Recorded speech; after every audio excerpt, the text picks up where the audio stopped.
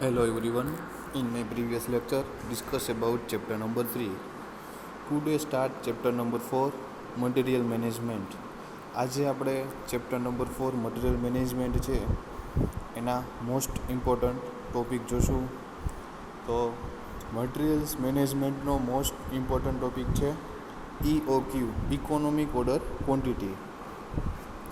હવે economic order quantity એટલે શું એ જોઈએ તો ઇકોનોમિક ઓર્ડર ક્વોન્ટિટી એટલે કે એવી ઓર્ડર ક્વોન્ટિટી કે જે કુલ ઇન્વેન્ટરી ખર્ચ ઘટાડે છે. એટલે કે મટિરિયલના એવા જથ્થાનો ઓર્ડર કરવો કે જેથી ઇન્વેન્ટરી ખર્ચ ઓછું થાય. ફોર એક્ઝામ્પલ, તમને એક એક્ઝામ્પલ આપું છું. એક કન્સ્ટ્રક્શન કંપની છે, એને એક વર્ષ દરમિયાન 12,000 સિમેન્ટની બેગ જોઈએ છે. તો એ 12,000 સિમેન્ટની બેગ એકસાથે મંગાવી લેશે કે 6,000 એમ બે ટુકડામાં દર 6 મહિને મંગાવશે કે દર મહિને 1,000 સિમેન્ટની બેગ મંગાવશે. હવે એ કંપનીને આ 3 ઓપ્શન છે, એ ઓપ્શનમાંથી જે ઓપ્શનમાં એનો ઇકોનોમિક ઓર્ડર ક્વોન્ટિટીમાં જે ઇન્વેન્ટરી ખર્ચ ઓછામાં ઓછો થાય છે એ મુજબ એ ઓર્ડર કરી અને સિમેન્ટની બેગ મંગાવશે. જો એકસાથે 12,000 બેગ મંગાવે તો શું થાય? ચોમાસું આવે તો એ સિમેન્ટ બધી જામી જાય. અને જો દર 6 મહિને 6,000 મંગાવે તો એના માટે બેસ્ટ વિકલ્પ છે. અને જો એક મહિના દરમિયાન 1,000 બેગ મંગાવે તો વર્ષમાં 12 વખત બેગ મંગાવવી પડે, ટ્રાન્સપોર્ટેશન ખર્ચ એનું વધી જાય. બરાબર? એટલે ઓર્ડર એવી રીતના આપણે કરવાનો કે જેથી એનો ઇકોનોમિક ઓર્ડર ક્વોન્ટિટી જળવાઈ રહે, ઇન્વેન્ટરી ખર્ચ ઓછું આવવું જોઈએ. ટૂંકમાં ઇકોનોમિક ઓર્ડર ક્વોન્ટિટી છે તો એના માટેનું ઇક્વેશન છે Q = √2NA/CI. Q = order quantity, સાઇઝમાં આવશે ઓર્ડર ક્વોન્ટિટી. એન્યુઅલ કન્ઝપ્શન છે એ યુનિટ પર યર. અને એ એટલે કે cost of placing an order. અને સી એટલે કે યુનિટ કોસ્ટ. અને આઈ એટલે ઇન્વેન્ટરી કેરિંગ રેટ. હવે નેક્સ્ટ જોશું જોબ લેઆઉટ. જોબ લેઆઉટ છે એ બાંધકામનું સ્થળ છે, એની આસપાસનો વિસ્તાર છે, એનો પ્લાન છે. એ પ્લાનમાં શું આવે તો કે બાંધકામ માટેનું મટીરિયલ્સ, મશીનરી કઈ જગ્યાએ મૂકવી એ બધું પ્લાનમાં ડ્રો કરેલું હોય. પછી સાઇટ છે તો સાઇટની ઓફિસ હોય, એના માટે ખરેખર કામનો વિસ્તાર જે કેટલો છે એ બધો વિસ્તાર આવી જાય. મજૂરો છે તો એ મજૂરોને રહેવા માટે રહેઠાણની જગ્યા હોય, બધું પ્લાનમાં દર્શાવેલું હોય છે. તેને સાઇટ લેઆઉટ કહેવાય અથવા તો જોબ લેઆઉટ. પ્રોજેક્ટનું બાંધકામ છે સરળતાથી અને ક્રમિક તબક્કાઓમાં થાય એ માટે ખરેખર બાંધકામની પ્રવૃત્તિઓ શરૂ થાય એ પહેલાં જ એક જોબ લેઆઉટ પ્લાન તૈયાર કરવામાં આવે છે.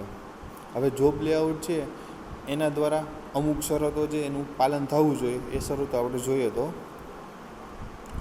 મટીરિયલનો જે જગ્યાએ ઉપયોગ કરવાનો હોય છે ત્યાંથી શક્ય એટલું નજીક સંગ્રહ કરવો જોઈએ.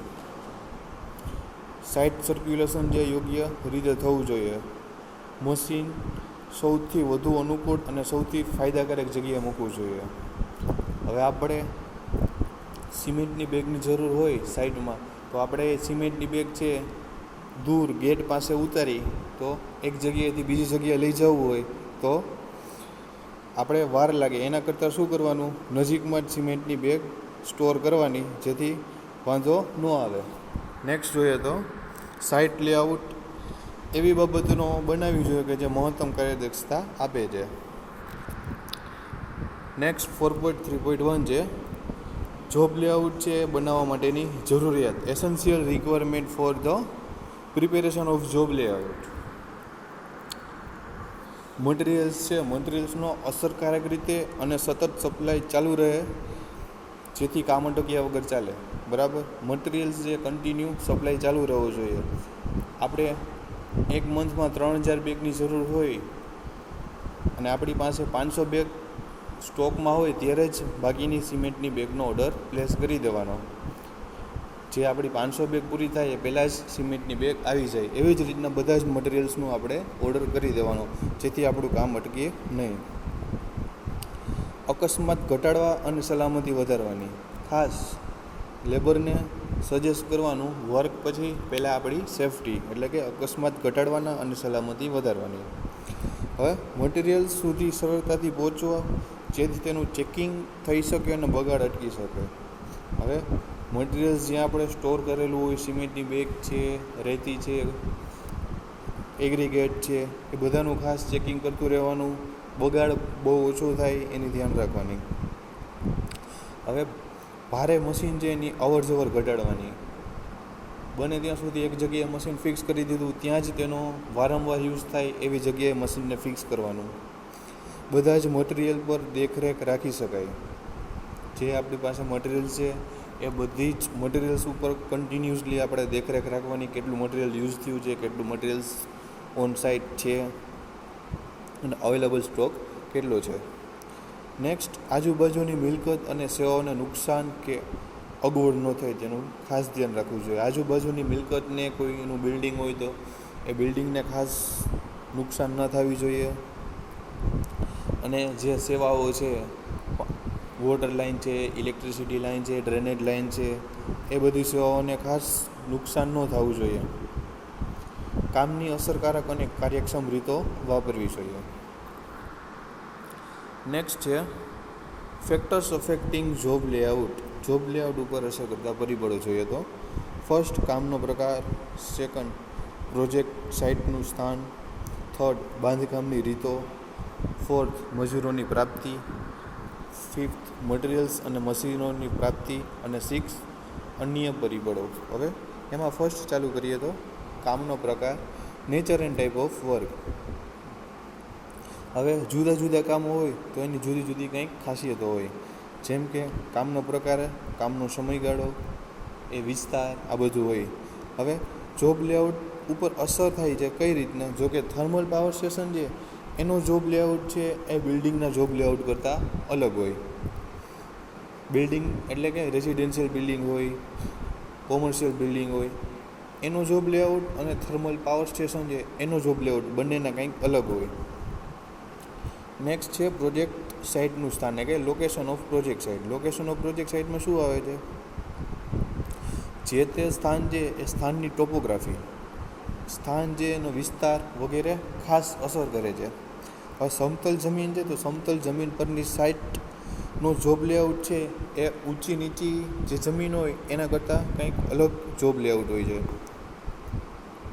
હવે બીજો એક જોઈએ તો અલાયદો વિસ્તાર, કે જ્યાં કંઈ વસ્તુ જોવા જ ના મળતી હોય એ વિસ્તારમાં આવેલી સાઇટ, તો ત્યાં મજૂરોને રહેવા માટે ઝૂંપડા, પાણી, વીજળી, આ બધી ફેસિલિટી હોય એ આપણે પ્રોવાઈડ કરવી પડે જોબ લેઆઉટમાં. એ હતું પ્રોજેક્ટ સાઇટનું સ્થાન. નેક્સ્ટ છે બાંધકામની રીત, એટલે કે મેથડ્સ ઓફ કન્સ્ટ્રક્શન. હવે બાંધકામની રીતમાં શું છે? એ જોબ લેઆઉટ જે બાંધકામમાં વાપરવાની રીત ઉપર આધાર રાખે છે. જેમ કે બહુમાળી કોમર્શિયલ કોમ્પ્લેક્સ છે તો એનો બાંધકામનો જોબ લેઆઉટ છે રેસિડેન્શિયલ બિલ્ડિંગના જોબ લેઆઉટ કરતાં જુદો છે. બરાબર? શું છે તો કે કોમર્શિયલ કોમ્પ્લેક્સનો જોબ લેઆઉટ રેસિડેન્શિયલ બિલ્ડિંગના જોબ લેઆઉટ કરતાં કંઈક જુદો છે. કારણ કે બહુમાળી કોમર્શિયલ કોમ્પ્લેક્સ છે એના બાંધકામ માટે ભારે મશીનો જેવા કે ક્રેન વગેરે વપરાય છે, જ્યારે રેસિડેન્શિયલ બિલ્ડિંગમાં એ નથી યુઝ થતું. નેક્સ્ટ, આપણે પુલના બાંધકામ માટે જો ગર્ડર છે એ કેન્ટિલીવર પદ્ધતિથી બંને બાજુએથી બાંધવામાં આવે છે તો તેનો જોબ લેઆઉટ છે એ ગર્ડર એક બાજુથી મૂકવામાં આવે તો જોબ લેઆઉટ કરતાં જુદો પડી જાય છે. કેન્ટિલીવર પદ્ધતિથી પ્રોવાઈડ કરે અને એક બાજુ પ્રોવાઈડ કરે તો પણ એનો જોબ લેઆઉટ ચેન્જ થઈ જાય છે. અવેબિલિટી ઓફ લેબર્સ, મજૂરોની પ્રાપ્તિ. જો સ્થાનિક મજૂરો મળી રહેતા હોય તો જોબ લેઆઉટ પર બહુ અસર નથી થતી. શું કામ? તો કે મજૂરોના રહેઠાણના મકાન બનાવવા પડતા નથી. જો મજૂરોને બહારથી બોલાવતા હોય તો એના રહેઠાણની વ્યવસ્થા કરવાની, પાણીની વ્યવસ્થા કરવાની, ઇલેક્ટ્રિસિટીની વ્યવસ્થા કરવાની, આ બધી વ્યવસ્થા કરવી પડે છે. હવે નેક્સ્ટ છે availability of materials and equipment. Material અને મશીનરીની પ્રાપ્તિ. જો મટીરિયલ્સ છે એ મટીરિયલ્સ અને મશીનનો સ્થાનિક વિસ્તારમાં જ મળી રહેતા હોય તો તેમના સંગ્રહ માટે ખૂબ જ ઓછી જરૂર પડે છે. પરંતુ મટીરિયલ્સ અને મશીનરી જે દૂરથી મંગાવવાના હોય તો સંગ્રહ માટે સાઇટ પર વ્યવસ્થા કરવી પડે છે. આપણે જે મટીરિયલ્સ યુઝ કરી છીએ એ મટીરિયલ્સ લોકલ છે, જે જ્યારે જોઈએ ત્યારે મળી રહેતું હોય તો એને સ્ટોર કરવાની કાંઈ જરૂર નથી. પણ જે આપણે મટીરિયલ્સ યુઝ કરી છીએ એ આપણે બહારથી મંગાવવું હોય તો આપણે મટીરિયલ્સનો સ્ટોર કરી રાખવો પડે. બહારથી આવે તો આવવામાં થોડો ટાઈમ લાગે, તો આપણી પાસે જો સ્ટોર કરેલું હોય તો એ આપણે યુઝ કરી શકીએ. નેક્સ્ટ અન્ય પરિબળો, મિસેલેનિયસ ફેક્ટર્સ. અન્ય પરિબળો જેવા કે ઇલેક્ટ્રિસિટી, મેડિકલની સગવડ, દૈનિક જીવન જરૂરિયાત ચીજો, શાળા, મનોરંજનની સગવડ, આ બધું જોબ લેઆઉટને અસર કરે છે. નેક્સ્ટ છે 4.1.1 મટીરિયલ્સ મેનેજમેન્ટના કાર્યો. Functions of materials management. હવે એમાં શું આવશે? મટીરિયલનો અંદાજ, બજેટ, પ્લાનિંગ અને પ્રોગ્રામિંગ. હવે મટીરિયલનો અંદાજ એટલે કે મટીરિયલ એસ્ટિમેશન. હવે આપણે એક સાઇટ ચાલુ કરીએ છીએ, એ સાઇટનું 1 વર્ષનું કામ છે તો 1 વર્ષમાં કેટલા એગ્રીગેટ જોશે, કેટલી સિમેન્ટ જોશે, કેટલી રેતી જોશે, એ બધું છે એનું એક એસ્ટિમેશન બનાવવાનું, એટલે કે એનો એક અંદાજ બનાવવાનો. પછી એ અંદાજ ઉપરથી એનું બજેટ, સિમેન્ટની બેગ કેટલા રૂપિયામાં પરચેસ થશે, કોન્ક્રીટ છે તો એ કોન્ક્રીટનો શું ભાવ ચાલે છે, રેતીનો શું ભાવ ચાલે છે, એ મુજબ એનું એક બજેટ, પછી અંદાજ અને બજેટ નક્કી થઈ જાય પછી એનું પ્લાનિંગ કરવાનું. અને નેક્સ્ટ છે શિડ્યુલિંગ અને ખરીદી. હવે ખરીદી કરતાં પહેલાં એનું શિડ્યુલિંગ કરવાનું કે કયા ટાઈમે કેટલું મટીરિયલ્સ જોશે, એના માટે એક શિડ્યુલ તૈયાર કરવાનું. જે મટીરિયલ્સ પૂરું થવાની તૈયારીમાં હોય એ પહેલાં આપણે ઓર્ડર પ્લેસ કરી દેવાનો. જે મટીરિયલ્સ પૂરું થાય એ પહેલાં નવો ઓર્ડર આપણી પાસે આવી જાય. નેક્સ્ટ રિસીવિંગ અને ચકાસણી. રિસીવિંગ અને ચકાસણી એટલે આપણે જે મટીરિયલ્સ મંગાવ્યું છે, મટીરિયલ્સ આવી જાય એ પહેલાં આવી જાય એટલે આપણે પહેલાં શું કામ કરવાનું હોય? મટીરિયલ્સનું ઇન્સ્પેક્શન કરવાનું, મટીરિયલ્સ ચેક કરવાનું, પછી જ આપણે આપણા સ્ટોરેજ હોય ત્યાં સ્ટોરેજમાં રિસીવ કરવાનું. નેક્સ્ટ સંગ્રહ. સંગ્રહ એટલે જે મટીરિયલ્સ આવ્યું છે એને ચેક કરી અને આપણે સ્ટોરેજમાં સ્ટોર કરવાનું. Materials handling and transportation. Materials handling and ટ્રાન્સપોર્ટેશનમાં શું આવશે? મટીરિયલ એક પ્લેસ પરથી બીજા પ્લેસ ઉપર લઈ જવું એટલે કે એને ટ્રાન્સપોર્ટ કરવું, અને લોડિંગ અને અનલોડિંગ કરવાનું છે મટીરિયલ્સને. નેક્સ્ટ મટીરિયલ્સ છે એને સ્થળ પર મોકલવું એટલે કે ડિસ્પેચ ટુ સાઇટ. મટીરિયલ્સને સ્થળ પર મોકલવાની વાત થઈ છે. અને વધારાનો માલસામાન નિકાલ કરવો. હવે જે માલસામાન એવો છે કે જે સાઇડ ઉપર ભવિષ્યમાં એની જરૂર પડવાની નથી તો એ માલસામાનનો એને નિકાલ કરવાનો.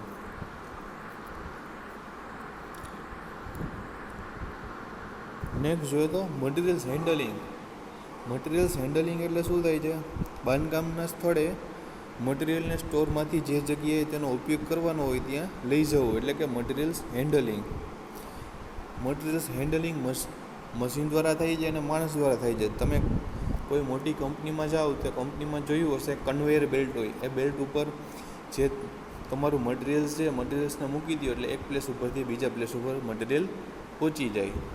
ફોર એક્ઝામ્પલ તમે અમૂલ ડેરી છે એની વિઝિટ કરી હોય તો અમૂલ ડેરીમાં એવું જ છે, જે તેમના આઈસ્ક્રીમ છે, બીજું કોઈ મટીરિયલ્સ છે, એના બોક્સ છે, એ બોક્સ કન્વેયર બેલ્ટ ઉપર મૂકી દે એટલે બેલ્ટ ફરતા ફરતા જે મટીરિયલ્સ જ્યાં પહોંચાડવાનું છે ત્યાં ઓટોમેટિકલી પહોંચાડી દે, કોઈ માણસની જરૂર પડતી નથી. એ છે કન્વેયર બેલ્ટ્સ.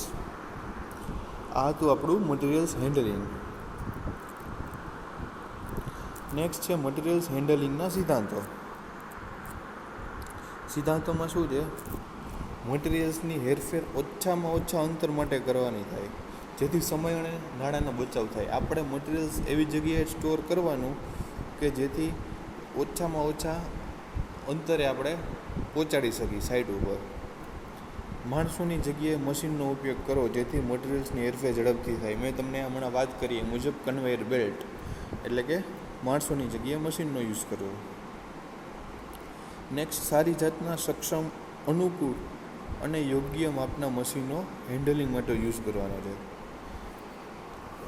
નેક્સ્ટ, શક્ય હોય ત્યાં મટીરિયલનો ખસેડવા માટે ગ્રેવિટી ફોર્સનો યુઝ કરવાનો. મટીરિયલ છે ને હેન્ડલિંગમાં વપરાતા સાધનોનું સમયાંતરે ચેકિંગ, રિપેર અને નિભાવ કરવો. નેક્સ્ટ, જુદા જુદા બાંધકામમાં મટીરિયલ્સ છે અને હેન્ડલિંગ દરમિયાન કાળજી કઈ લેવાની કે to be taken while handling construction material.